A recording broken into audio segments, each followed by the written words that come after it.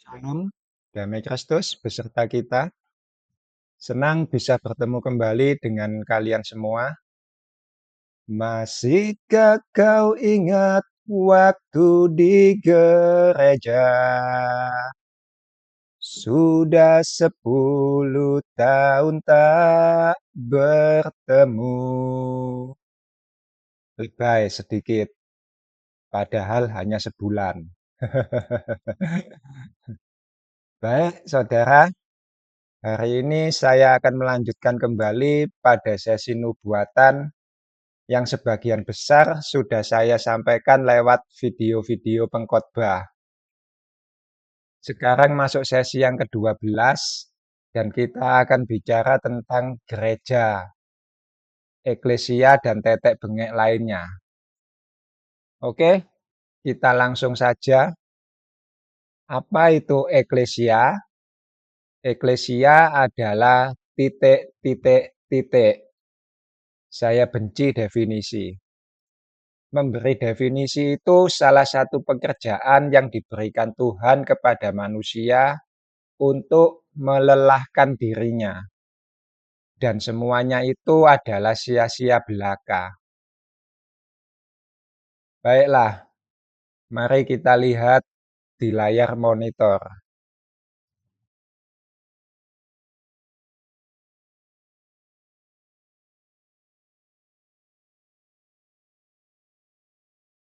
Nah, itu dia.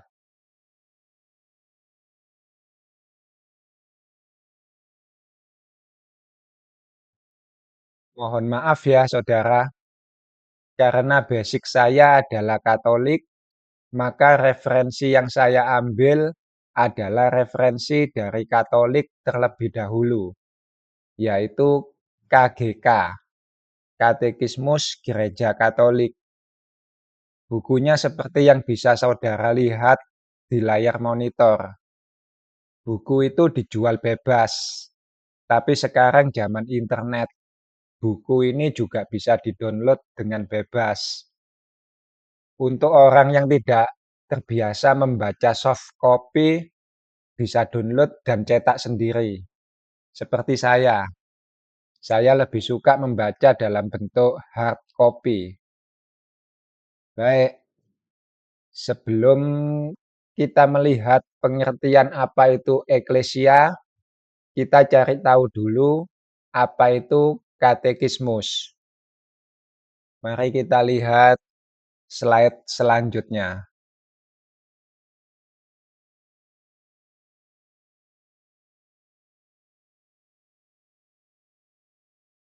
Nah, itu dia. Katekismus berasal dari bahasa Yunani. Kokeki koku. Itu tulisan Yunani. Saya tidak bisa membaca. Yang saya tahu di situ ada huruf A untuk alpha. Terus yang seperti huruf N panjang sebelah itu eta. Tapi saya nggak tahu untuk huruf apa. Eta teh naon?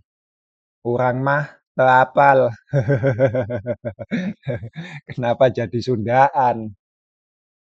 Dan yang seperti huruf X itu adalah Ki. Biasanya kalau Natalan itu ada Merry Xmas. X yang saya tahu itu Ki. Tapi lantas dibaca Kris. Saya juga kurang ngerti gimana kisahnya dulu. Oke ya, jadi itu pengertian katekismus. Bisa kalian baca sendiri. Suatu ringkasan atau uraian dari doktrin yang umum digunakan dalam pengajaran agama Kristen, dalam kurung katekisasi. Mungkin saudara pernah mendengar kata katekumen atau mungkin katekese. Kata-kata tersebut kalau di lingkungan saya pribadi sebagai penganut Katolik, itu semua bukan kata-kata yang asing. Sejak sekolah dasar, kata-kata semacam itu sudah diajarkan sebagai pelajaran agama. Tentu saja hanya sebatas definisi-definisi sederhana.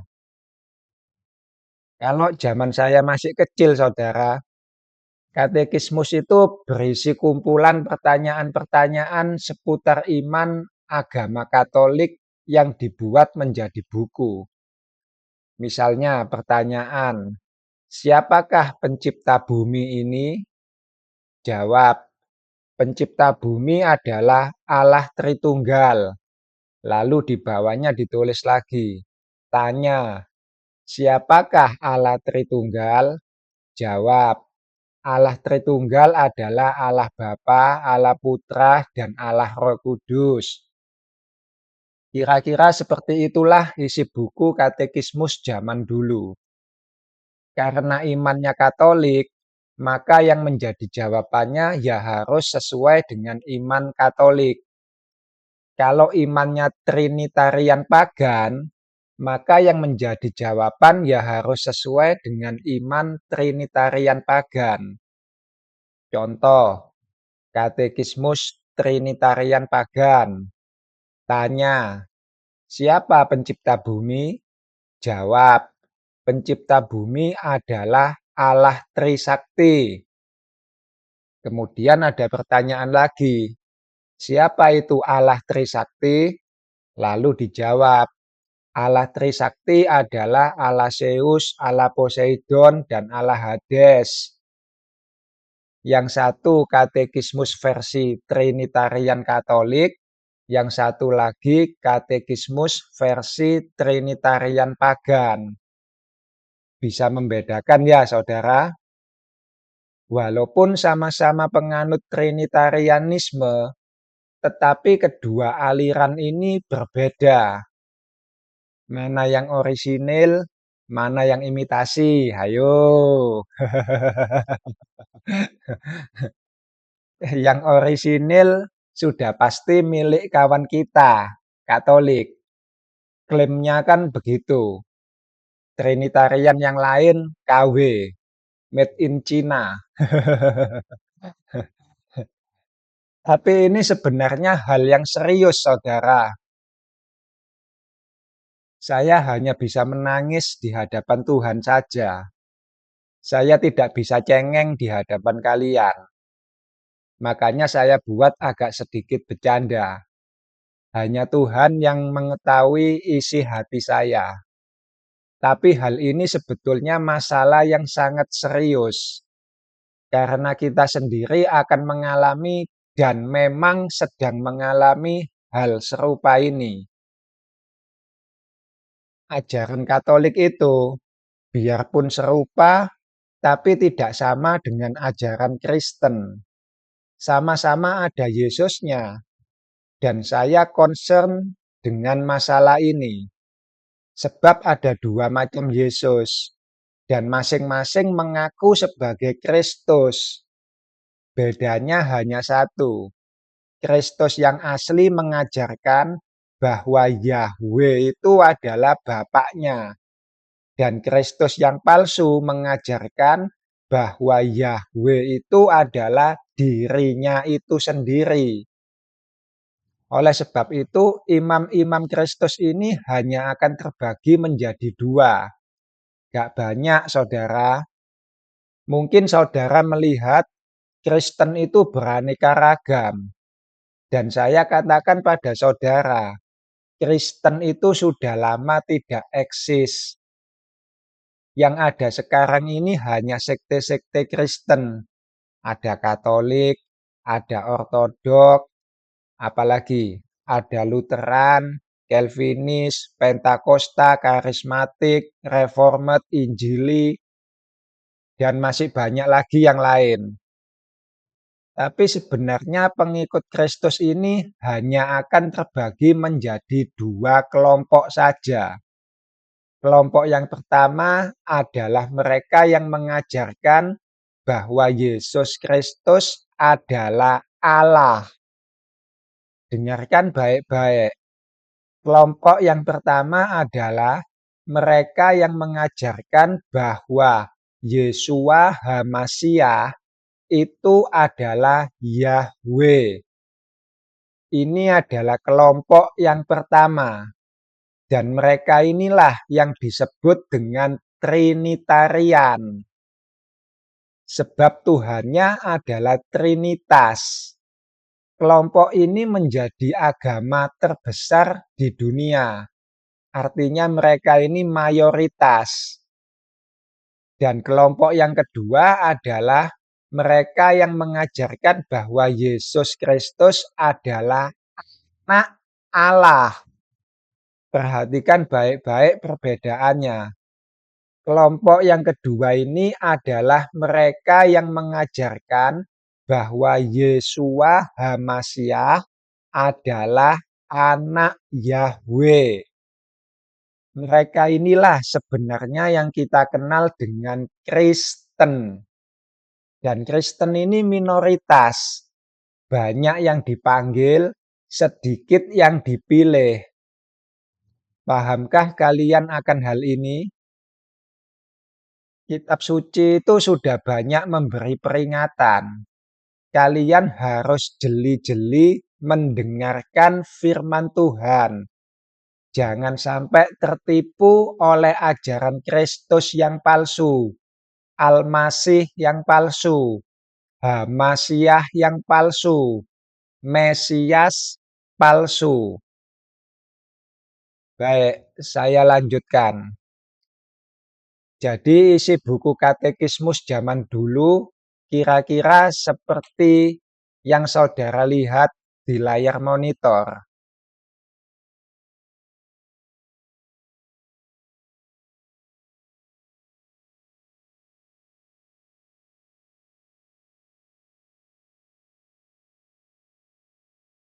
Yang ini, ada pertanyaan, ada jawaban. Ada pertanyaan, ada jawaban. Atau kalau zaman sekarang ini semacam fak. Kok gak enak ngomongnya?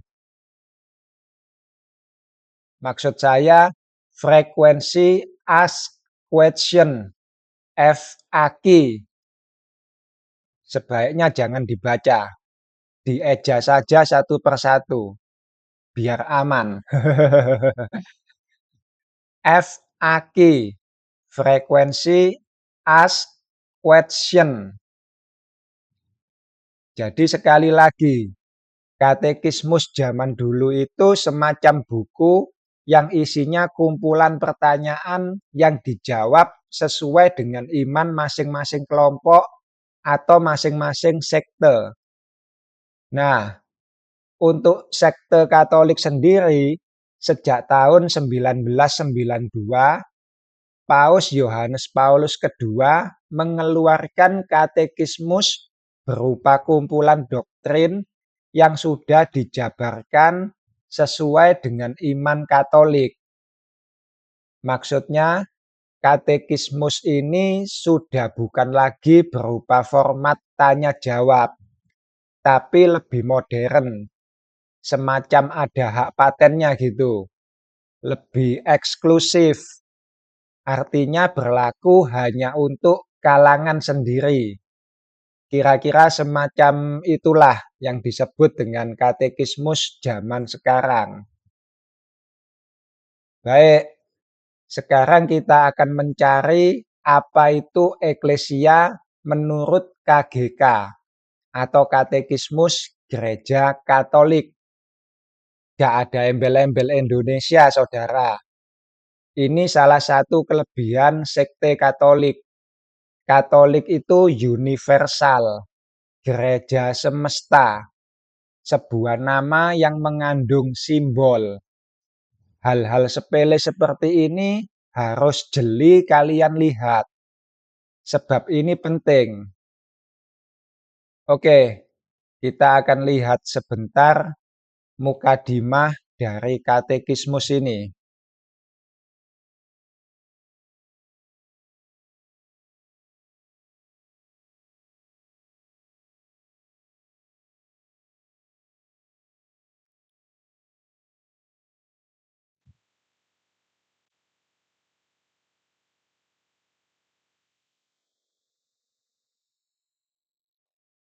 Kita akan bacakan pengantar-pengantarnya sebentar ya, saudara.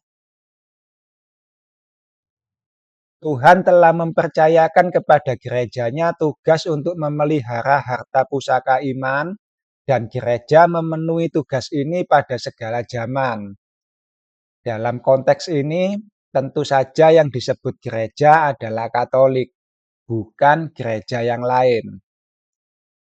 Konsili Vatikan Kedua yang dibuka 30 tahun silam oleh pendahulu saya almarhum Yohanes ke-23 mempunyai tujuan dan keinginan menjelaskan perutusan apostolik dan pastoral gereja. Katekismus ini dibuat tahun 1992, saudara. Sementara Konsili Vatikan Kedua itu 30 tahun yang lalu. Jadi 1992 dikurangi 30 itu tahun 1962. Artinya sudah sejak tahun 1962 konsili ini menginginkan sebuah buku doktrin, tapi gak jadi-jadi, gitu ya. Lalu di sana kalian diminta untuk membandingkan dengan Efesus 3 ayat 19.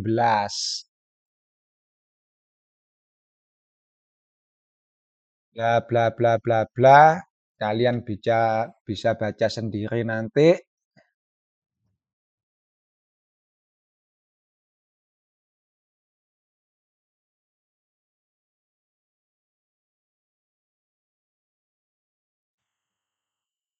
Oke, di sana ada catatan kaki yang nanti juga bisa kalian lihat referensinya dari mana. Itu ada catatan pertama, catatan kedua, dan seterusnya. Gitu ya. Kita akan lanjutkan membaca Mukadimah yang kedua.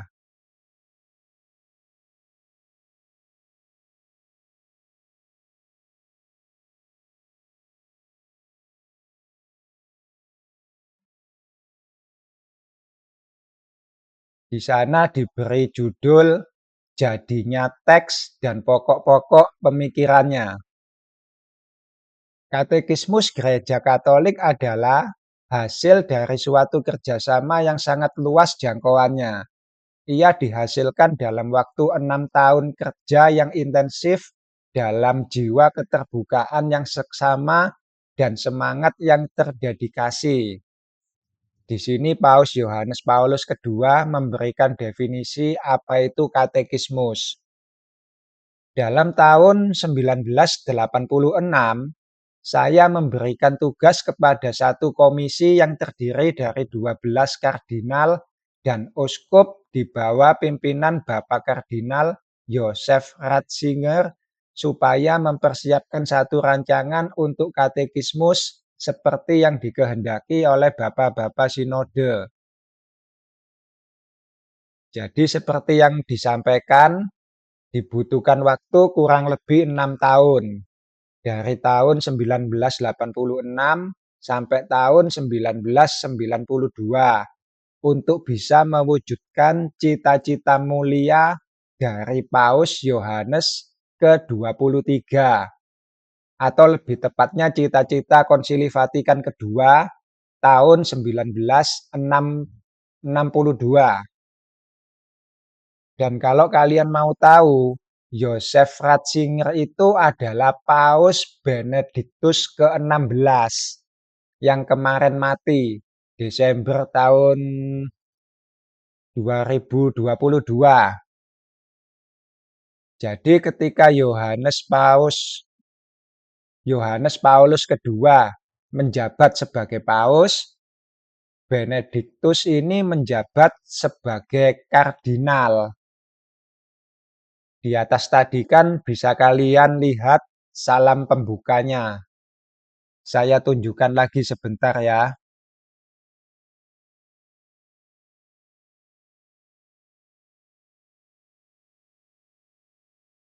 Nah, itu. Pada saudara-saudara terhormat para kardinal, uskup agung dan uskup, imam dan diaken, dan semua anggota umat Allah. Artinya di sini ada yang namanya hierarki. Benediktus adalah salah satu yang menjadi kardinal. Fransiskus yang sekarang menjadi paus, itu dulu juga salah satu kardinal yang diangkat oleh Paus Yohanes Paulus II. Fransiskus diangkat menjadi kardinal itu pada tahun 2001. Baik, kita lanjutkan ke bagian 3.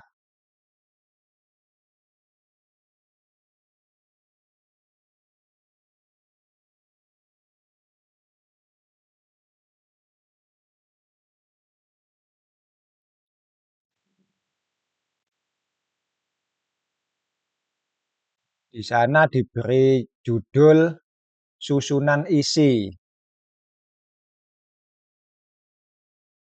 Satu katekismus menggambarkan dengan setia dan secara organis ajaran dari kitab suci, dari tradisi yang hidup di dalam gereja, dan dari magisterium, wewenang mengajar yang otentik, demikian juga warisan rohani dari bapak-bapak gereja, para pria dan wanita kudus dalam gereja, untuk memperkenalkan lebih baik misteri Kristen dan untuk menghidupkan kembali iman umat Allah.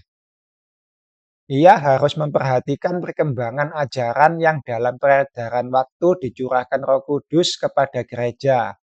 Katekismus ini juga harus menjadi satu bantuan bagi orang Kristen supaya dengan terang iman dapat menyinari situasi dan masalah baru yang belum tampak di waktu yang silam.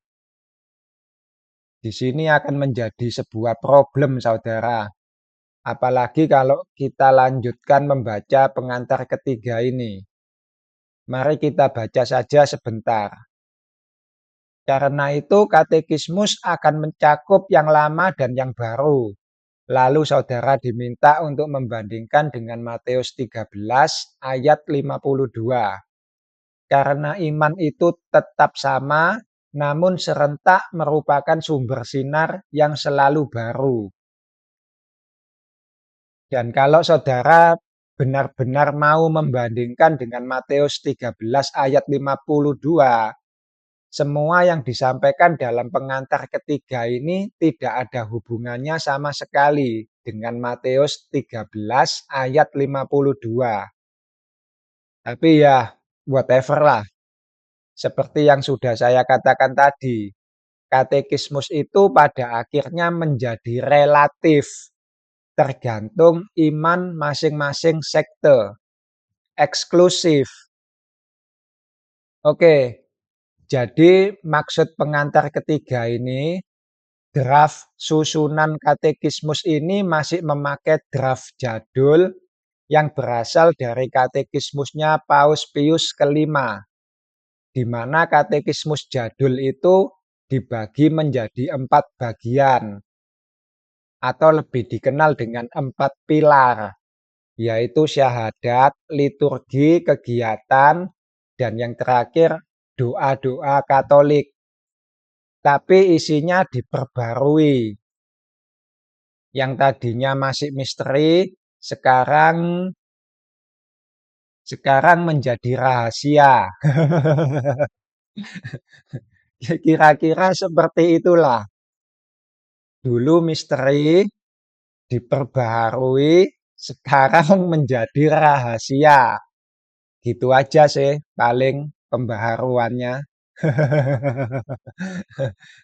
Yang lama misteri, yang baru rahasia. Nah, Pak D ini kalau bercanda bisa-bisa saja.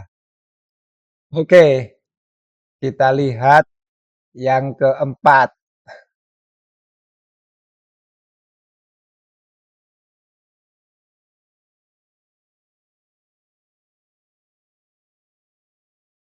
Di sana diberi judul Wibawa Teks. Katekismus Gereja Katolik yang saya sahkan pada tanggal 25 Juni 1992 dan yang penerbitannya saya tetapkan hari ini berdasarkan jabatan apostolik saya adalah satu penjelasan iman gereja dan ajaran Katolik seperti yang disaksikan dan diterangi oleh kitab suci, oleh tradisi apostolik, dan oleh wewenang mengajar gereja. Ini magisterium. Wewenang mengajar itu magisterium, saudara. Saya mengakuinya sebagai alat yang sah dan legitim dalam perayaan persekutuan gereja, selanjutnya sebagai norma yang pasti untuk ajaran iman. Nah kan, kalau tadi iman itu condong relatif karena bisa diperbarui, sekarang dikatakan sebagai norma yang pasti. Semoga ia dapat melayani pembaharuan yang untuknya Roh Kudus tanpa henti-hentinya memanggil gereja Allah, tubuh Kristus, pensiarah di jalan menuju terang kerajaan abadi. Bla bla bla bla bla bla bla. Kita langsung masuk yang selanjutnya aja.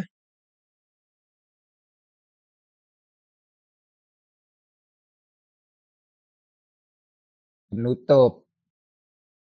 Bla bla bla bla bla. Diberikan pada tanggal 11 Oktober 1992 pada hari ulang tahun ke-30 pembukaan Konsili Vatikan II dalam tahun ke-14 pontifikat saya. Oke,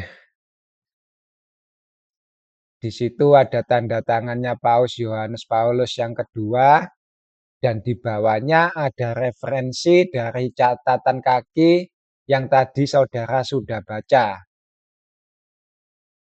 Baik, dan inilah isi dari katekismus itu sendiri.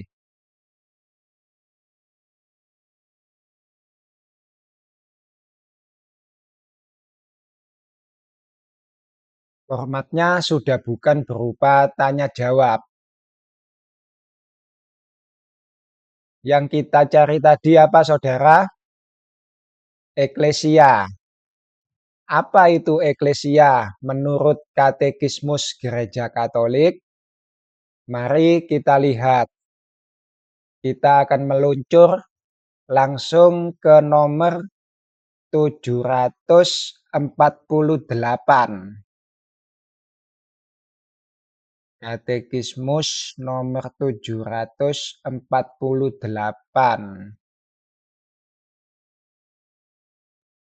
Nah, ini ya. Artikel nomor 9. Aku percaya akan gereja Katolik yang kudus. Ini penggalan dari syahadat para rasul. Aku percaya akan Allah, Bapa yang Maha Kuasa, pencipta langit dan bumi, dan seterusnya, dan seterusnya, dan seterusnya. Artikel nomor 9 ini bicara tentang gereja. Artikel nomor 8-nya bicara tentang Roh Kudus. Jadi semuanya ini sudah diartikelkan, dibuat doktrinnya, meringankan pekerjaan Roh Kudus. Roh Kudus dibuat menjadi pengangguran oleh doktrin, seperti manusia dibuat menjadi pengangguran oleh AI. Dan ini sangat mengerikan. Kalian cerna baik-baik omongan saya tadi. Oke, mari kita telusuri. Kita baca nomor 748. Karena Kristus adalah terang bangsa-bangsa, maka konsili suci ini yang berhimpun dalam Roh Kudus ingin sekali mewartakan Injil kepada segala makhluk dan menerangi semua manusia dengan cahaya Kristus yang terpantul dalam wajah gereja. Dengan kata-kata ini, mulailah konstitusi dogmatis Lumen Gentium, mengenai gereja dari Konsili Vatikan kedua, dalam kurung Lumen Gentium pertama. Apa itu Lumen Gentium? Salah satu dokumen Konsili Vatikan kedua. Itu saja sudah. Nanti kalian bisa cari sendiri isinya seperti apa. Atau kalian bisa mengunjungi situs www.imankatolik.or.id. Di sana tersedia lumayan lengkap dokumen-dokumen yang berhubungan dengan Katolik. Ensiklik-ensikliknya Paus juga ada. Baik, kita lanjutkan kembali membaca Katekismus nomor 748. Dengan demikian, konsili menunjukkan bahwa artikel iman mengenai gereja bergantung sepenuhnya dari artikel-artikel iman mengenai Yesus Kristus. Gereja tidak mempunyai terang lain kecuali terang Kristus. Ini titik seharusnya. Gereja tidak mempunyai terang lain kecuali terang Kristus, titik. Menurut sebuah gambaran yang disukai para bapak gereja, orang dapat membandingkannya dengan bulan yang terangnya adalah pantulan matahari. Analogi-analogi standar yang sudah biasa kalian ketahui lah. Yesus itu mataharinya, gereja itu yang menjadi bulannya. Andai aku bulan, engkaulah mentari, menyatu kita dalam asmara. Ngono tarek lagune. Oke, kita baca nomor berikutnya. Artikel mengenai gereja juga bergantung sepenuhnya dari artikel mengenai Roh Kudus. Karena setelah kita menjelaskan bahwa Roh Kudus adalah sumber dan pemberi segala kekudusan, kita sekarang mengakui bahwa gereja dianugerahi kekudusan olehnya. Seperti yang sudah saya sampaikan tadi ya, semua iman Katolik itu didasarkan pada sebuah buku yang berisi artikel-artikel, dan itu sudah paten. Kita lanjutkan. Menurut perkataan para bapa, gereja adalah tempat di mana roh mereka, Hippolytus. Bapa gereja di sini diwakili oleh Hippolytus. Hippolytus ini sendiri, saudara, dulu adalah seorang tokoh anti paus. Jadi ada anti Kristus, juga ada anti paus. Mungkin kalian baru tahu bahwa tidak hanya ada anti Kristus, tapi juga ada yang namanya anti paus. Dan Hippolytus ini dulu adalah mantan anti paus, lalu bertobat. Semoga saja ke depan nanti ada banyak mantan antikristus yang bertobat. Seperti saya misalnya. Sudah tidak lagi mengakui Tritunggal Maha Kudus. Itu ajarannya setan. Ajarannya antikristus. Oke, kita lanjutkan nomor 750. Kepercayaan bahwa gereja adalah kudus dan katolik, serta seperti syahadat Nikea Konstantinopel menambahkan, satu dan apostolik tidak dapat dipisahkan dari kepercayaan akan Allah Bapa, Putra, dan Roh Kudus. Dalam pengakuan iman apostolik, kita mengakui satu gereja kudus. Credo Ecclesiam. Tapi kita tidak mengatakan bahwa kita percaya akan gereja, supaya kita tidak mencampur adukkan Allah dan karyanya, tetapi mengakui bahwa semua karunia apa iki kok Sebentar, saudara. Ini kok ada yang salah cetak.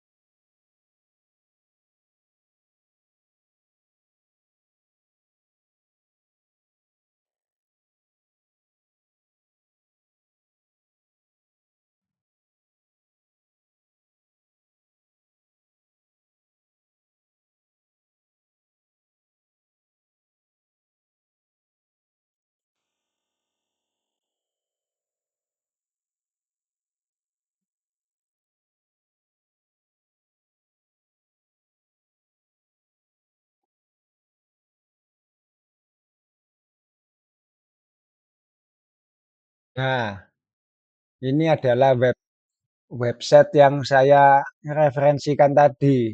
Kalau saudara ingin mengetahui seluk-beluk, seluk-beluk, seluk-beluk iblis, seluk-beluk Katolik, ya di situ tadi ada ini dokumen Konsili Vatikan II yang tadi apa Lumen Gentium. Ini kan Lumen Gentiumnya ini. Tinggal diklik saja, nanti muncul isinya apa. Macam-macam ini kan, Nostra Aetate, Optatam Totius, Orientalium Ecclesiarum, Perfectae Caritatis, wes banyak banyak banget lah dokumen-dokumennya.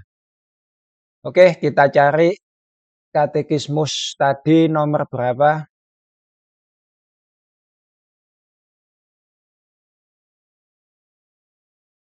750.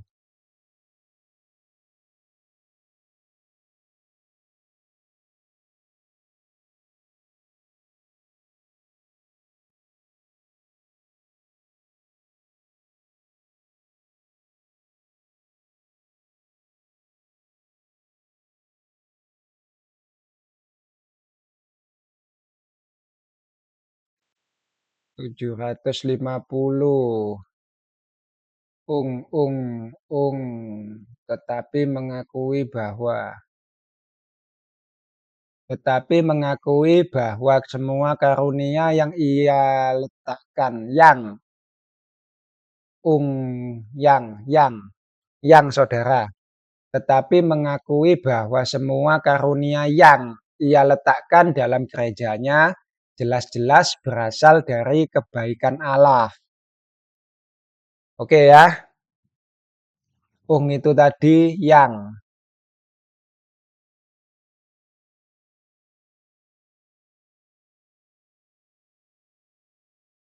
Baik saudara, jadi saudara harus mengetahui bahwa yang namanya syahadat para rasul itu terus mengalami perubahan-perubahan. Dulu dalam konsili Nikea, gereja itu hanya disebut kudus dan katolik. Lalu saat konsili Konstantinopel ditambahkan satu dan apostolik. Dan tidak hanya mengenai gereja saja, mengenai Roh Kudus juga diotak-atik, sehingga definisi dari Roh Kudus berubah lagi.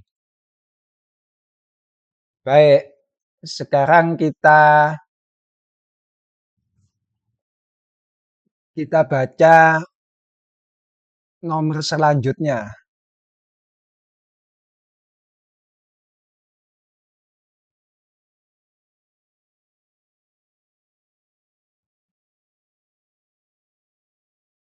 Kita masuk pasal 1 yang diberi judul Gereja dalam Rencana Allah. Oke, kita lanjutkan membaca KGK nomor 751. Kata yang dipakai dalam bahasa Inggris dan Jerman untuk gereja dalam kurung church, Kirche. Di sini saya tidak mengerti tentang hal ini. Kenapa juga harus disebutkan dalam bahasa Inggris Church dan bahasa Jerman Kirche? Kenapa tidak disebutkan dalam bahasa Ibrani Knesia dan bahasa Belanda Kerk? Kenapa harus Inggris dan Jerman yang dipilih? Mungkin saudara ada yang mengerti dan bisa menjelaskan hal ini pada saya. Silahkan komen di channel kalian masing-masing saja. Oke, kita lanjutkan. Jadi gereja diambil dari kata sifat Yunani kurikae yang berarti milik Tuhan. Kata yang biasanya dipakai dalam kitab suci ialah eklesia. Nah, ini dia yang kita cari-cari. Dari kata kerja Yunani ekalein, memanggil keluar. Bahasa Perancisnya glisse, yang berarti pertemuan rakyat, terutama yang bersifat religius. Ini ada lagi ya, sama seperti tadi. Kenapa sekarang harus memakai bahasa Perancisnya? Tadi bahasa Inggrisnya, bahasa bahasa Jermannya, sekarang bahasa Perancisnya. Kenapa tidak memakai bahasa Portugisnya atau bahasa gaulnya gitu ya? Saya benar-benar tidak mengerti yang demikian ini. Oke, kita lanjutkan dulu membacanya. Sedikit lagi baru kita akan bicara ngalor ngidul. Ungkapan ini agak sering dipergunakan dalam terjemahan Yunani Perjanjian Lama untuk pertemuan bangsa terpilih di hadapan Allah, terutama untuk pertemuan di Sinai, di mana Israel menerima hukum dan dijadikan oleh Allah sebagai bangsanya yang kudus.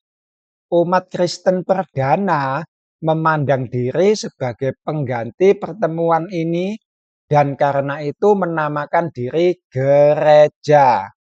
Di dalam gereja, Allah mengumpulkan bangsanya dari segala ujung bumi.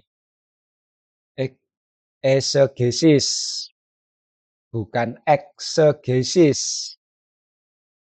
Kita habiskan sampai nomor 752.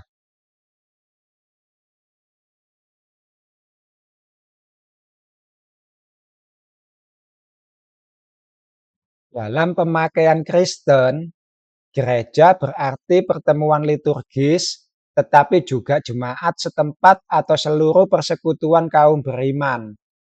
Ketiga pengertian ini tidak boleh dipisahkan satu dari yang lain. Gereja adalah umat yang Allah himpun di seluruh dunia.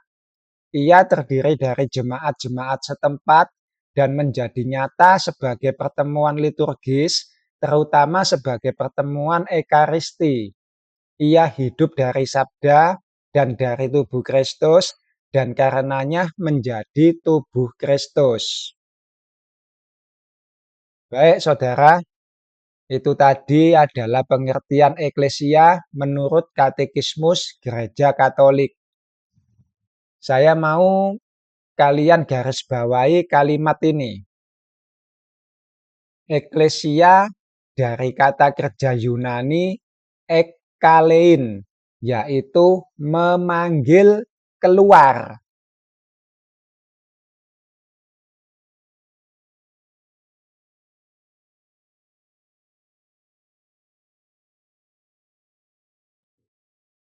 Nah, sekarang mungkin kalian akan berkata, itu kan menurut katekismusnya sekte Katolik, gak fair.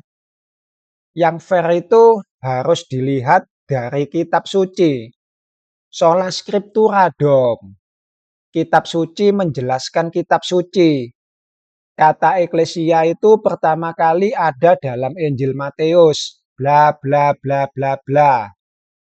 Sabar, saudara. Sebelum kita lanjutkan kembali bicara tentang eklesia, kita memang akan bicara terlebih dahulu tentang kitab suci, sola scriptura. Memang ada korelasinya, jadi sabar dulu. Tolong sekali lagi diingat, basic saya Katolik. Artinya, yang pertama kali memperkenalkan saya dengan Kristus itu adalah setan, bukan Yesus sendiri. Padahal Yesus itu hidup. Rasul Paulus pernah bersyukur. Aku bersyukur. Yang penting Kristus diberitakan. Artinya, siapa saja memang bisa memberitakan Kristus. Sebab sebuah batu saja juga bisa memuliakan Allah. Dan sekarang kalian mengetahui bahwa setan pun bisa memberitakan Injil Kristus. Hanya saja beritanya akan menjadi berbeda jika setan yang memberitakan. Dia akan memberitakan bahwa Kristus itu adalah dirinya sendiri, bukan anak Allah, melainkan Allah itu sendiri. Paham maksud saya, saudara? Dan yang menjadi Allah sudah barang tentu adalah setan itu sendiri. Paham ya? Baik, kita kembali ke sola scriptura. Apa itu sola scriptura? Saya Katolik.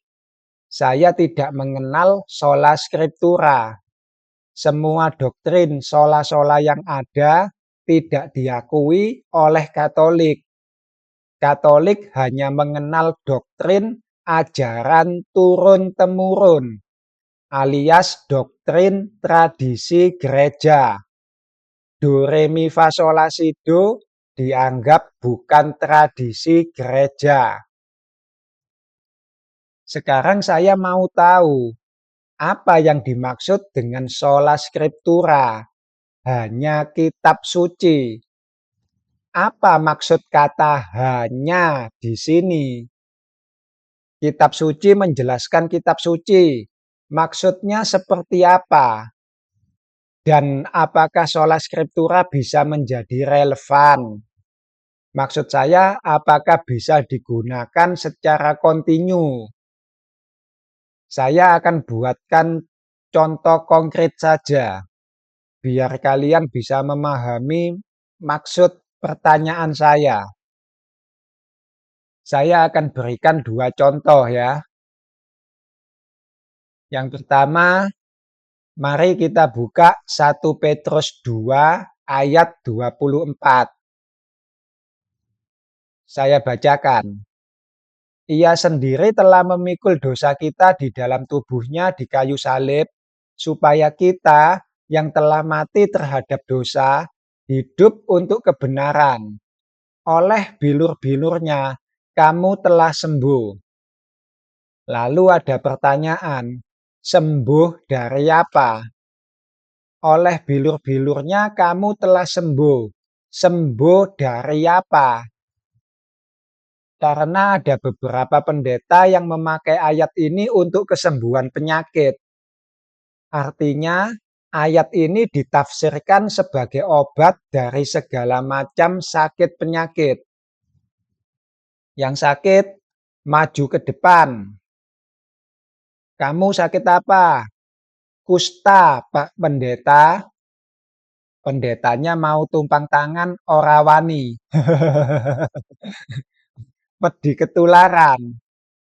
Sakit yang lain aja. Kamu sakit apa? Jantung, Pak Pendeta. Yang ini masih boleh lah. Pak Pendeta tumpang tangan. Oleh bilur-bilurnya, jantungmu sehat. Amin. Selesai. Yang satu lagi, maju. Kamu sakit apa? Sakit udun, Ibu pendeta tumpang tangan. Oleh bilur-bilurnya, udunmu kempes. Selesai. Kamu sakit apa? Sakit hati, Pak Pendeta. Baru diputus pacar. Pak Pendeta tumpang tangan. Oleh bilur-bilurnya, kamu akan punya banyak pacar. Amin. Aminnya paling kenceng. Bukan begitu ya, saudara? Oke, kita balik pada persoalan utama kita. Oleh bilur-bilurnya, kamu telah sembuh. Sembuh dari apa? Sola Scriptura berkata, kitab suci menjelaskan kitab suci. Baca ayat sebelumnya. Kalau tidak menemukan jawaban, maka coba baca ayat setelahnya. Kalau masih tidak ada, coba baca pasal sebelumnya atau pasal setelahnya. Kalau masih belum mendapatkan jawaban, coba baca kitab suci yang lain. Kitab suci yang lain tentu saja yang dimaksud di sini masih naskah-naskah Alkitab. Misalnya, kalau tidak ditemukan dalam kitab Yesaya, mungkin jawabannya ditemukan dalam kitab Mazmur. Mengerti ya maksud saya? Bukan lantas tidak ada dalam Alkitab, lalu kita mencari di Al-Quran. Bukan seperti itu maksud saya. Paham ya? Kitab suci menginterpretasi dirinya sendiri. Baik, sekarang mari kita buka kembali 1 Petrus 2 dan kita akan baca ayat yang ke-25. Sebab dahulu kamu sesat seperti domba, tetapi sekarang kamu telah kembali kepada gembala dan pemelihara jiwamu. Nah, ketemu. Sembuh dari apa? Jawabannya ada di ayat 25. Maksudnya adalah sembuh dari kesesatan. Jadi tafsir dari kata sembuh di ayat 24 sekarang berubah menjadi sembuh dari kesesatan. Bukan lagi sembuh dari sakit penyakit seperti tafsir yang pertama. Sampai sini saya masih bisa mengerti dan saya masih bisa mengamini doktrin sola scriptura. Oke, ayat menjelaskan ayat. Kitab suci menerangkan dirinya sendiri.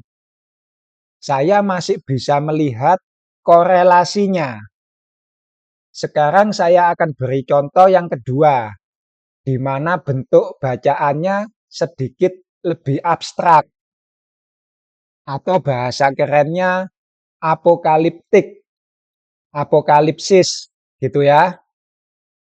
Mari kita buka kitab Daniel. Daniel 7 ayat 25. Satu masa, dua masa, setengah masa. Orang mulai berusaha menyingkapkan makna-makna yang ada dalam kitab Daniel. Lalu mereka mendapatkan bahwa satu masa itu sama dengan 1 tahun. Dan 1 tahun dikonversi menjadi hari. Jadi satu masa, dua masa, setengah masa berarti 1260 hari. 1 hari nubuatan sama dengan 1 tahun. Jadi 1260 hari sama dengan 1260 tahun. Dari mana semua tafsiran ini? Dicomot dari kitab Bilangan 14 ayat 34. Juga kitab Yeskiel 4 ayat 6. Sampai sini pun Saya masih bisa menerima tafsiran tersebut. Memang masih bisa terlihat korelasinya. Artinya kitab Yehezkiel bisa menjelaskan kitab Daniel. Ayat menjelaskan ayat, kitab menjelaskan kitab. Biarkan kitab suci menginterpretasi dirinya sendiri. Well, dalam konteks ini pun saya masih bisa mengamini doktrin sola scriptura. Tapi pertanyaan saya kemudian, apakah sola scriptura ini bisa terus bertahan? Apakah pola seperti ini bisa continuity? Bisa terus berkesinambungan? Maksud saya, apakah benar kitab suci bisa terus membicarakan dirinya sendiri? Izinkan saya memberi contoh konkretnya. Saya akan menanyakan sebuah pertanyaan dan saudara menjawab dengan sola scriptura, hanya kitab suci. Saya mau hanya kitab suci yang menjelaskan dirinya sendiri. Baik, kita buka kitab Kejadian. Kita baca Kejadian 1 ayat 16. Maka Allah menjadikan kedua benda penerang yang besar itu, yakni yang lebih besar untuk menguasai siang dan yang lebih kecil untuk menguasai malam, dan menjadikan juga bintang-bintang. Saya tidak mengerti dengan ayat ini, saudara. Saya ingin bertanya, dua benda penerang ini apa ya? Yang lebih besar itu apa? Dan yang lebih kecil itu apa? Bisakah sola scriptura menjelaskan? Hanya kitab suci, right? Monggo. Silakan dibaca ayat sebelumnya. Silakan juga dibaca ayat sesudahnya. Dua benda penerang ini apa? Kalau mau interpretasi dengan kitab yang lain juga dipersilahkan. Bukankah memang seharusnya demikian? Tapi kitabnya tetap harus kitab suci ya, Bos. Mau baca Keluaran boleh, mau baca Bilangan juga boleh. Pokoknya hanya dari kitab suci, dari Kejadian sampai Wahyu. Monggo. Saya tak izin minum sambil saudara menjawab.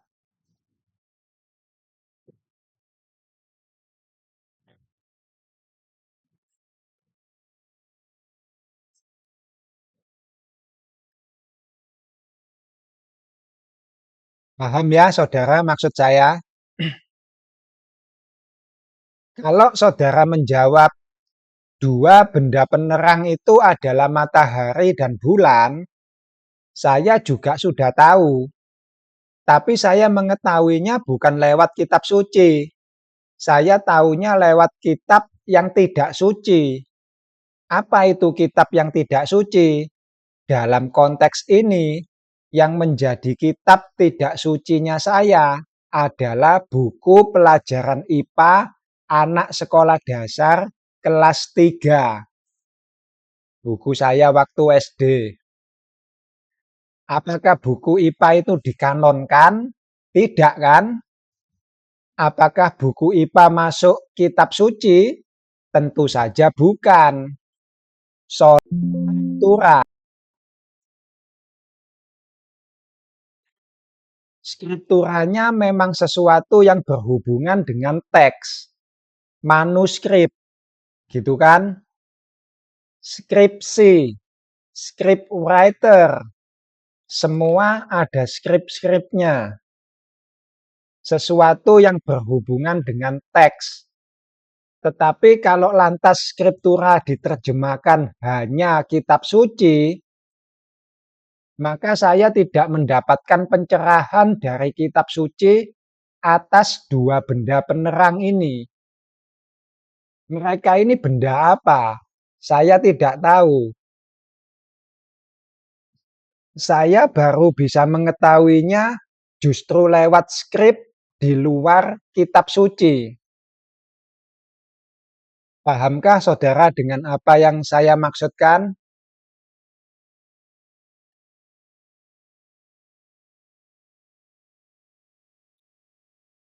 Baik, di sini saya hanya mau mengatakan sola scriptura itu doktrin. Betul?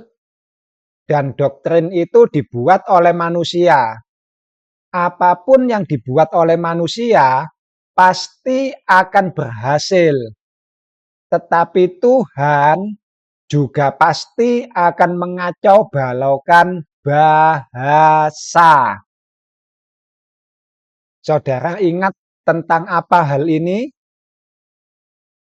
Betul sekali, Babel. Maka keluarlah dari Babel, lakukan eksodus.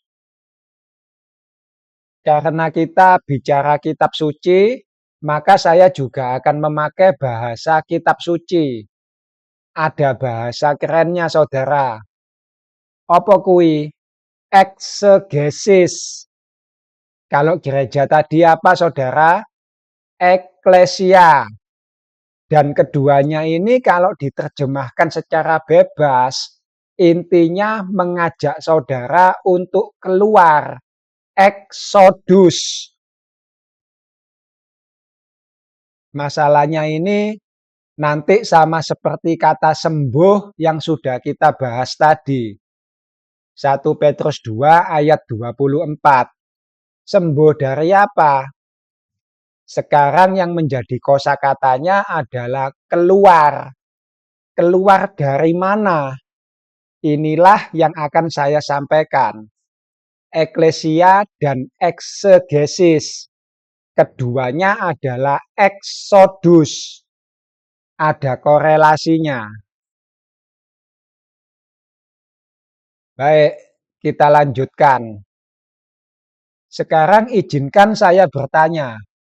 Dan pertanyaan saya ini berlaku untuk kalian semua. Baik untuk saudara saya yang Kristen, yang sudah menerima Yesus sebagai Mesias, anak Allah yang hidup, maupun untuk semua teman-teman saya pengikut Trinitarianisme yang belum bisa mengakui bahwa Yesus adalah anak Allah, melainkan Allah itu sendiri. Antikris ini sebenarnya. Oke, pertanyaan saya adalah, menurut kalian kitab suci itu bisa diajarkan apa tidak sih? Kok sampai ada sekolah kitab suci segala? Apa benar kitab suci itu bisa diajarkan oleh manusia? Gitu ya. Siapa yang bisa mengajarkan kitab suci? Seorang Romo kah? Lalu Romo sendiri siapa yang ngajari kitab suci? Seorang uskup kah? Atau jangan-jangan yang ngajari Romo kitab suci itu adalah katekismus yang notabene hanyalah sebuah artikel. Lantas apa bedanya artikel dengan Alkitab? Pahamkah maksud saya, saudara? Uskup. Siapa yang ngajari mereka kitab suci? Uskup Agung kah? Atau artikel katekismus? Uskup Agung sendiri siapa yang mengajari kitab suci? Kardinal kah? Atau artikel katekismus? Dan kardinal sendiri siapa yang mengajari mereka kitab suci? Paus kah? Atau artikel katekismus? Hierarki yang tadi saudara lihat pada pembukaan katekismus. Yang terakhir, siapa yang ngajari Paus kitab suci? Paus pendahulunya kah? Atau artikel katekismus? Atau Paus tidak perlu diajari? karena dia adalah magisterium itu sendiri. Paus adalah sumber pengetahuan itu sendiri. Wow, with or without infallibility. Begitukah? Yang Trinitarian, khususnya Katolik, bisa baca buku saktinya, artikel nomor 2, bagian ketiga. Sekali lagi saya ulang, apakah kitab suci bisa diajarkan? Kalau bisa, siapa yang bisa mengajar kitab suci? Seorang paus kah? Pastor kah? Pendeta kah? Bruder, frater, suster, evangelis, apologet? Siapa? Guru agama mungkin? Tolong sebutkan, manusia mana yang bisa mengajar kitab suci? Karena saya akan berkata pada kalian, kitab suci itu tidak bisa diajarkan. Kenapa? Sebab tidak ada satu manusia pun yang bisa memberi pengertian akan kitab suci. Kalau begitu, apa gunanya ada sekolah kitab suci? Saya katakan, memang tidak ada gunanya. Sekolah kitab suci itu hanya omong kosong. Apakah ada dasar Alkitab saya mengatakan demikian? Tentu saja ada. Nanti saya kemukakan apa yang menjadi dasar pemikiran saya ini. Jadi, kalau sekolah kitab suci saja saya berani mengatakan omong kosong, apalagi kalau ada individu-individu yang berani promo. Ikuti kursus kami, hanya bayar 100.000. 3 kali pertemuan dijamin pasti mengerti kitab suci. Wow, saya bilang ini orang cari duit, ladang bisnis, my friend. Saya itu tidak bisa baca kitab suci, saudara. Kenapa?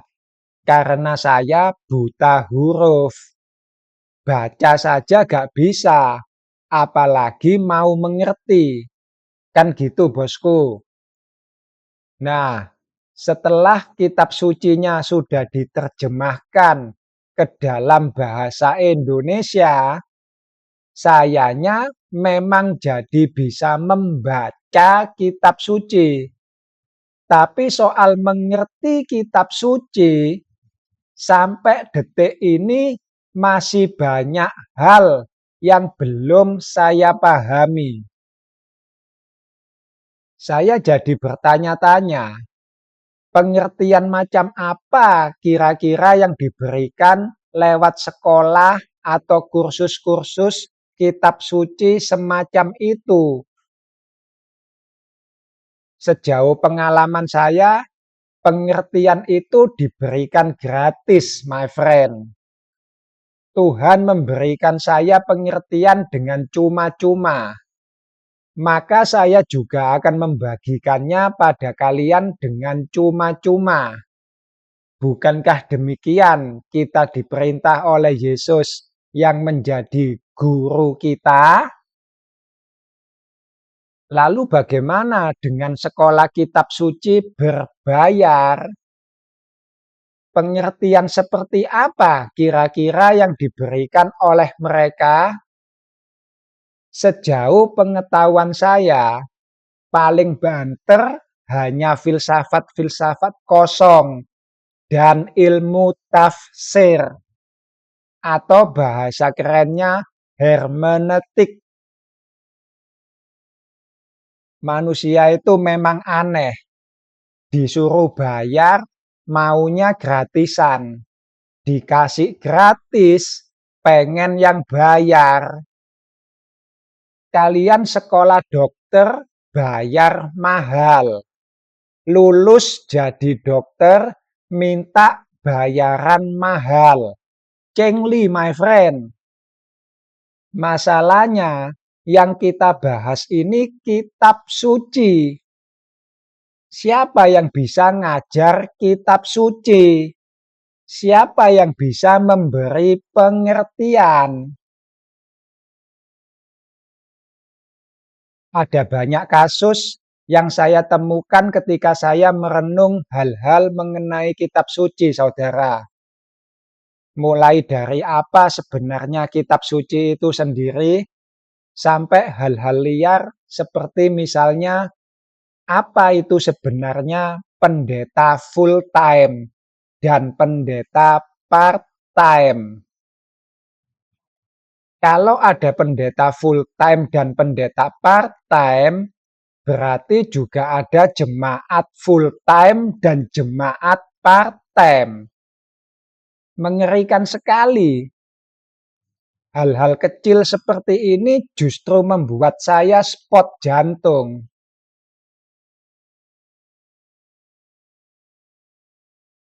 Kita kembali pada pertanyaan utama saya. Jadi siapa yang bisa mengajar kitab suci? Dan saya katakan pada kalian semua, tidak ada seorang pun yang bisa mengajar kitab suci. Kenapa? Karena tidak ada seorang pun yang bisa memberi pengertian mengenai isi dari kitab suci itu selain Roh Kudus. Ini kalau menjadi sebuah doktrin, namanya mungkin sola Roh Kudus, my friend, atau sola pneuma kudus. Saya akan berikan contoh beberapa ilustrasinya, saudara.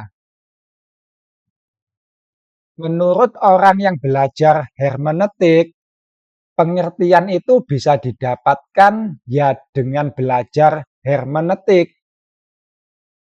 Dengan belajar hermeneutik, semua orang dijamin bisa mengerti Alkitab dan bahkan bisa berkhotbah hanya dengan satu ayat saja. Sebagai contoh, kita comot saja satu ayat dari Mazmur 1 ayat 1. Kita baca sama-sama. Mazmur 1 ayat 1. Berbahagialah orang yang tidak berjalan menurut nasihat orang fasik, yang tidak berdiri di jalan orang berdosa, dan yang tidak duduk dalam kumpulan pencemooh. Ayat 1 hanya seperti itu bunyinya. Lalu bagaimana cara mengerti ayat ini? Dibagi saja menjadi 3. Yang pertama, ada nasihat orang fasik. Tinggal dicari, fasik itu apa?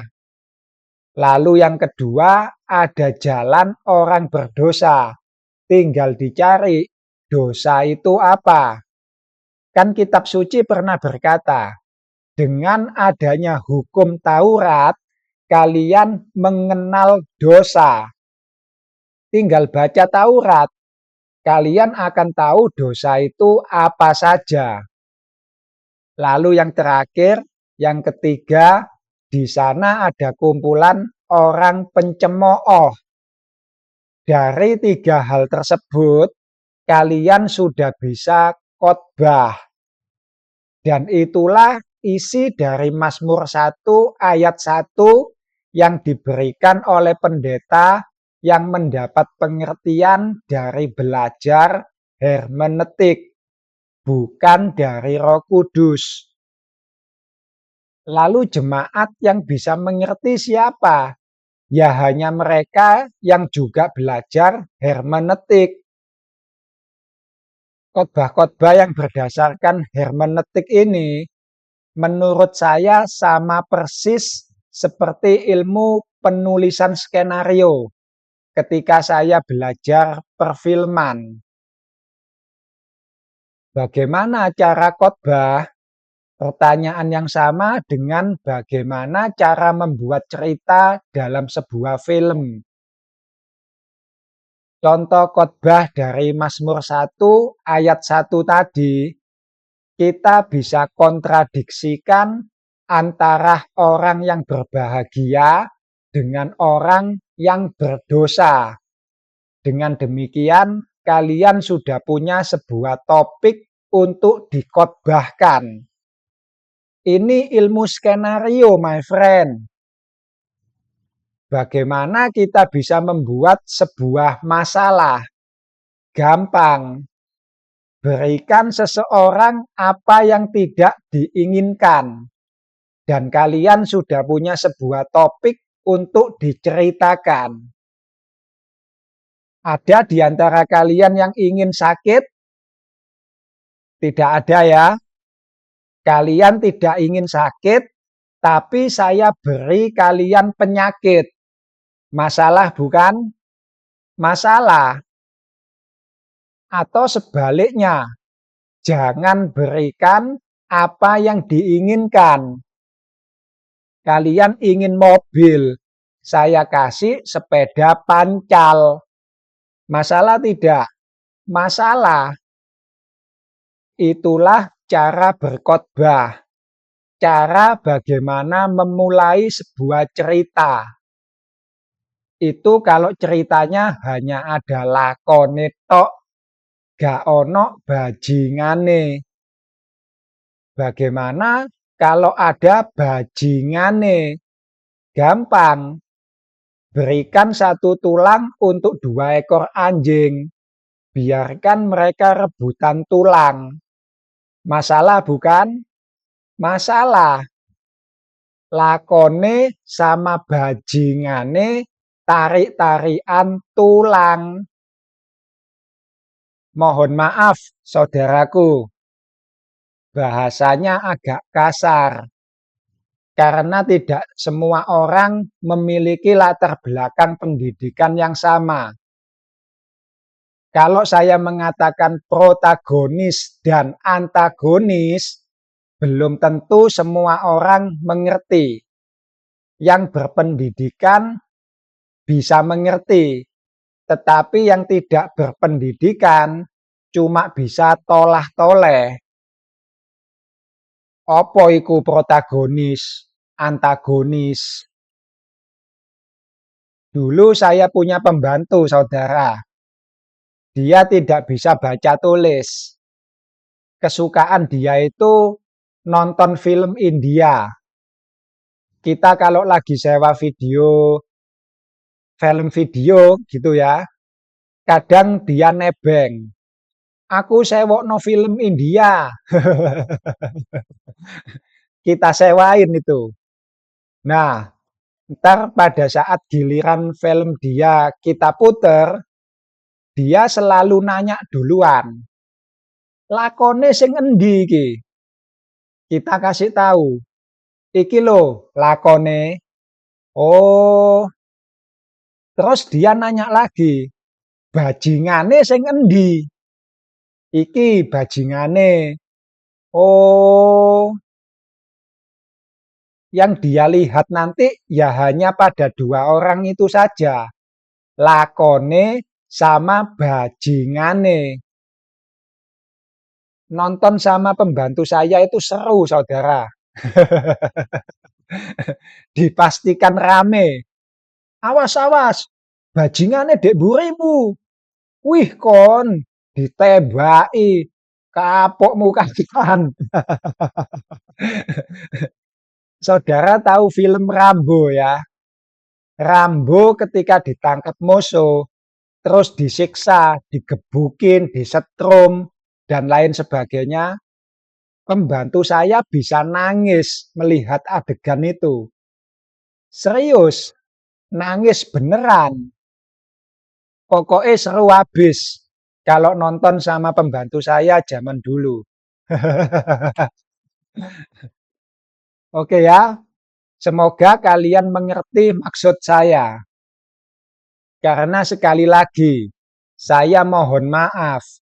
Jangan pernah kalian berpikir bahwa semua orang itu memiliki latar belakang pendidikan yang sama. Sehingga kita harus selalu memakai bahasa yang terdidik. Zaman sekarang masih banyak anak-anak yang belum terdidik. Bahkan saya baru tahu kemarin, saudara. Baru tahu kemarin bahwa generasi muda sekarang ini ternyata disebut generasi kosong. Dan mereka bangga dibilang kosong. Padahal kosong di sini maksudnya gak ada otak. Kalaupun ada otak, gak ada isinya. Makanya disebut generasi kosong. Bisa saudara bayangkan betapa saya spot jantung mendapati hal-hal semacam ini. Baik, sekarang saya akan berikan ilustrasi yang kedua. Kalau tadi yang memberi pengertian adalah hermeneutik, sekarang saya beri ilustrasi yang lain.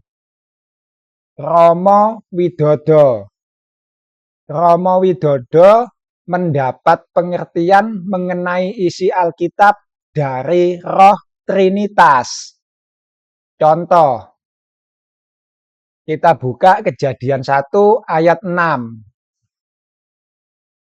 Kita baca sama-sama.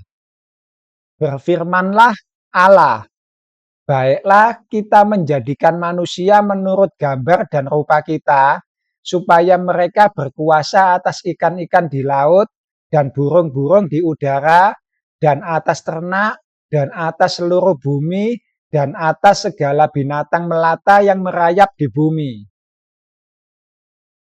Romo Widodo diberi pengertian oleh Roh Trinitas bahwa kosakata kita dalam ayat itu adalah Allah Bapa, Allah Putra, dan Allah Roh Kudus. Siapa jemaat yang bisa mengerti? Ya hanya mereka yang juga mendapat pengertian dari Roh Trinitas. Mereka yang tidak mendapat pengertian dari Roh Trinitas, ya hanya bisa tolah-toleh, mesem-mesem aja mendengar khotbah Romo. Namanya juga Roh Trinitas. Maka ada 3 roh yang masuk untuk menghamili gereja.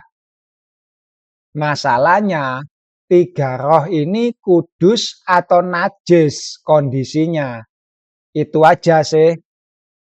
3 roh itu baik atau 3 roh jahat. Tuhan itu roh. Yesus yang berkata.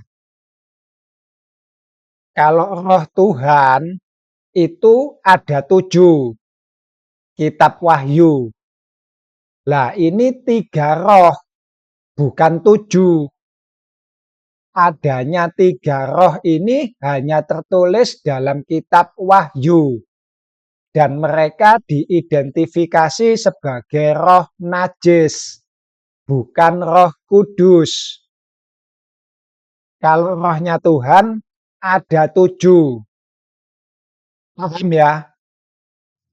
Kitab Wahyu memperlihatkan ketika 3 roh najis itu keluar.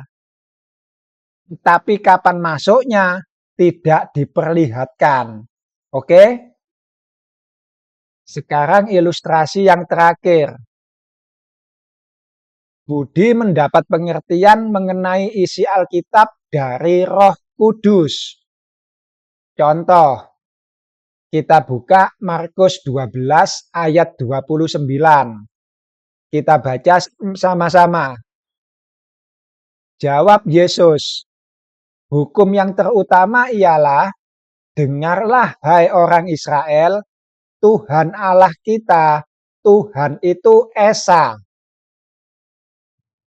Ini Yesus mengulang syahadat apa rek?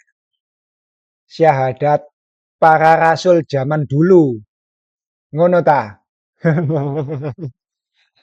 Atau syahadat para nabi.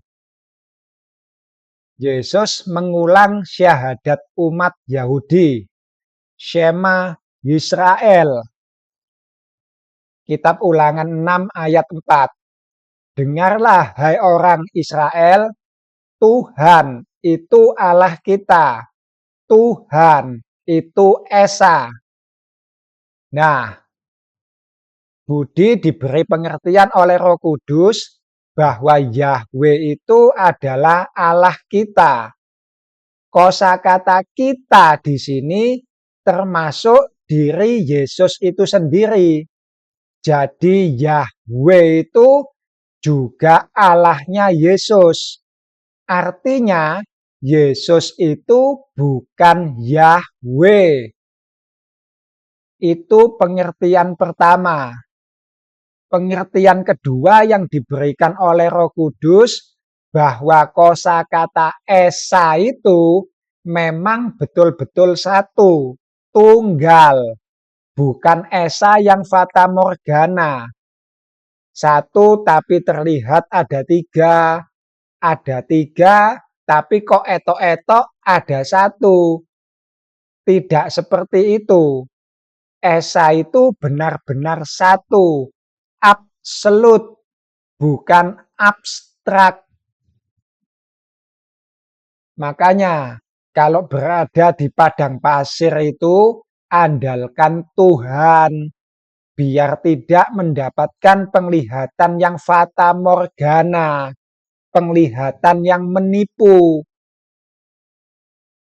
Nah, siapa jemaat yang bisa mengerti bahwa Tuhan itu hanya ada satu, bukan satu, ada tapinya.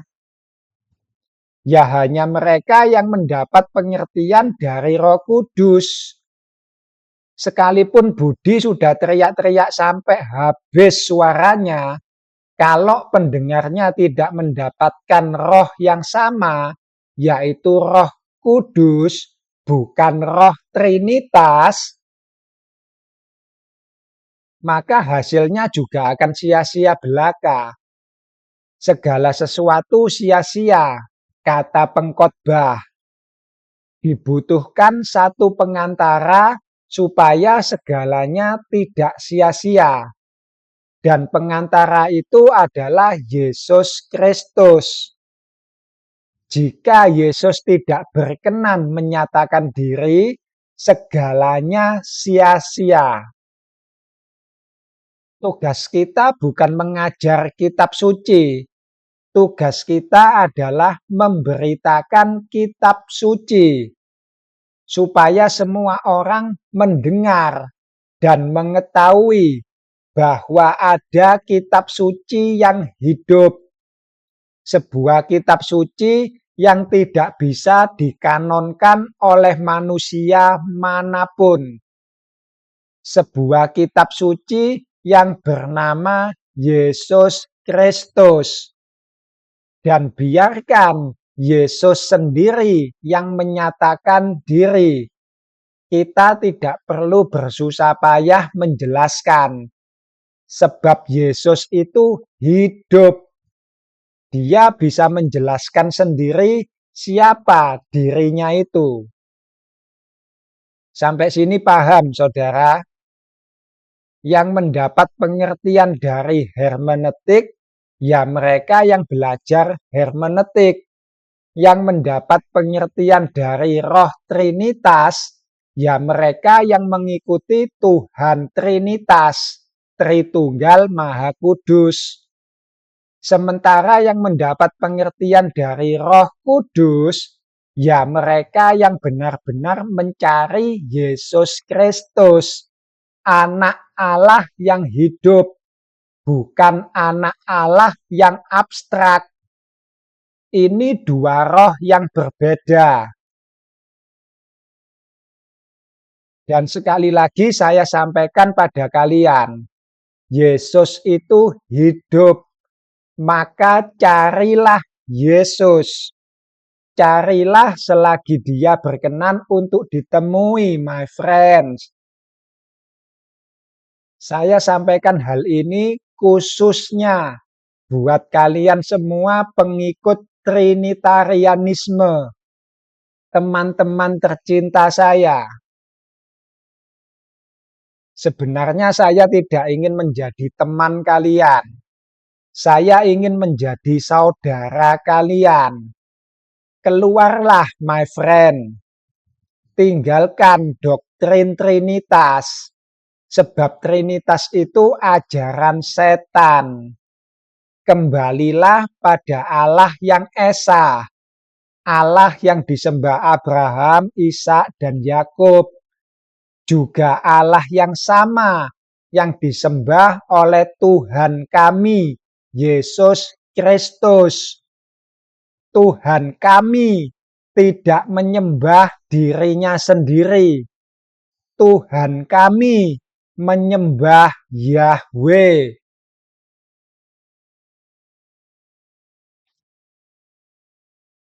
Baik, kita akan lanjutkan bicara mengenai hermeneutik.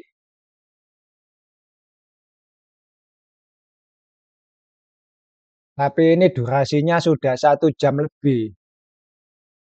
Mungkin kita jadikan 2 sesi saja kali ya, biar tidak kepanjangan. Yaitu jam setengah ya. Baiklah, saya tutup saja. Kita lanjutkan minggu depan. Jika Tuhan berkehendak dan saya masih boleh bernafas.